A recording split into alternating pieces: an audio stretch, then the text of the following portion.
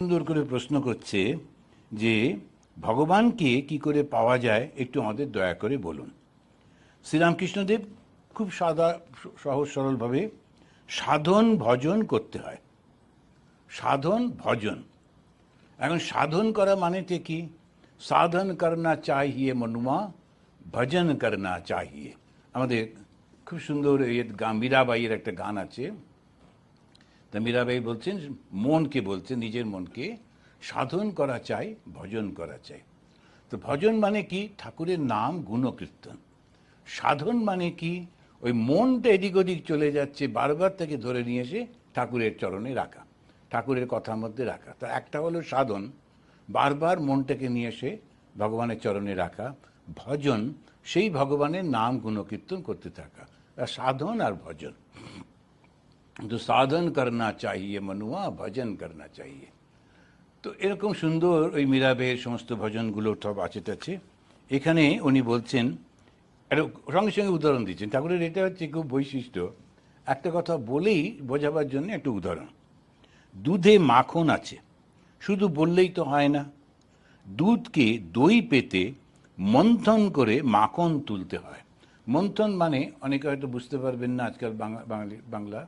সেটা হচ্ছে একটা কাঠি ওর মধ্যে দেয়, দিয়ে দড়ি দিয়ে ওটাকে টানতে থাকে, ঘোরাতে থাকে। ওটা যখন চার্নিং ইংলিশে যেটাকে বলে, সেটা ঘুরছে, তখন এইটা যখনই হয় আস্তে আস্তে আস্তে আস্তে সেইটি দইটা তখন অন্যরকম হয়ে মাখন হচ্ছে। তো ওই মন্থন করে মাখন তুলতে হয়। মাঝে মাঝে নির্জন চাই, মাঝে মাঝে নির্জন চাই, এই কথাটি উনি বারবার বলছেন।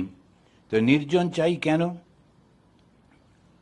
যোগী যুঞ্জিত রহস্যি সতত আত্মানম, রহস্যি স্থিত, যোগী युञ्जित सतत आत्मानम रहस्य স্থিত। আত্মানম রহস্যি, আত্মাতে থাকতে হয়। তো নির্জন বাসটা কি? নির্জন বাসটা হচ্ছে নিজের আত্মাতে বাস করা, নিজের মনের মধ্যে বাস করা। মাঝে মাঝে নির্জন বাস করতে হয়। এখন অনেক রকমের লোকজন রয়েছে, কাজকর্ম চলছে, কথাবার্তা হচ্ছে, তার মধ্যে গিয়ে ঠাকুরের কাছে ডাকছি, আবার এসে চুপ করছি, তাতে ঠিক হচ্ছে না। সেজন্যে মাঝে মাঝে কখনো কখনো এক দুদিনের জন্যে অন্য সমস্ত কথা ভুলে গিয়ে ওই নির্জনে বসতে হয়। ওই একটা সাধন ভজন করছি, একটা নির্জন থাকছি। তো সাধন মনটাকে বারবার ঈশ্বরের চরণে রাখা, ভজন তার নাম গুণকীর্তন করা, নির্জন বাস অন্য কোনো কিছু আর চিন্তা না করা। তো এই পরপর তিনটে যদি আমরা চেষ্টা করতে পারি, তখনই এটা খুব সুবিধে হয়। দিন কতক নির্জনে থেকে ভক্তি লাভ করে তারপরে যেখানে খুশি থাকো। ভক্তি লাভ মানে কি? আজকে সকালেই ভক্তির উপর আলোচনা হচ্ছিল সানডে টকেতে। তো ওই ভক্তি মানে হচ্ছে ভগবানের উপরে বিশ্বাস, তিনি আছেন, এই একটা বিশ্বাস যখন এসে যায়, তখনই আর কোনো সমস্যা থাকে না। সাধুদের জীবনে নানান ঘটনা ঘটতে থাকে, এবং তারা তো অতি সাধারণ লোক।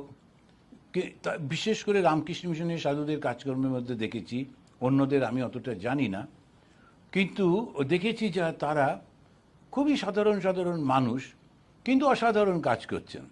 ঠিক যে সময়ে যেটির প্রয়োজন সেটি সাপ্লাইতে এসে যাচ্ছে। অনেক সময় স্বামী বিবেকানন্দের জীবনীগুলোকে যখন লক্ষ্য করি, দেখা যায় যে ওই একদম 11 সেপ্টেম্বরে যে ঘটনা, তার আগের রাত্রিরে কেমন করে ঠাকুর সাহায্য করছেন। আগের দিন আমেরিকার মতো জায়গায় একদম অচেনা অজানা, আর তারপরে ইন্ডিয়ান ওই চেহারাগুলো এরা দেখেনি কখনো। প্রথম একজন ইন্ডিয়ানকে দেখছে, ইন্ডিয়া শব্দটার নামই শোনেনি, একটা দেশ আছে সেটাও জানে না।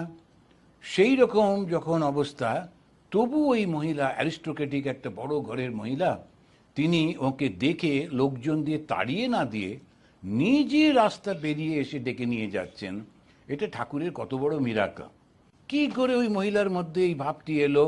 তিনি এরকম রাস্তা ক্রস করে গিয়ে ওকে নিয়ে এলেন, তার স্বামীকে বোঝালেন, স্বামী ওকে দেখে খুশি হলেন, আর বাবার মায়ের মতো দুজনে ওকে নিয়ে বিভিন্ন লোকের কাছে কাছে যাচ্ছেন, রিকোয়েস্ট করছে দেখে একটু সুযোগ দেওয়া হোক। এর ভাবা না যায় না এই ঠাকুরের কৃপা ছাড়া, মিরাকল ছাড়া।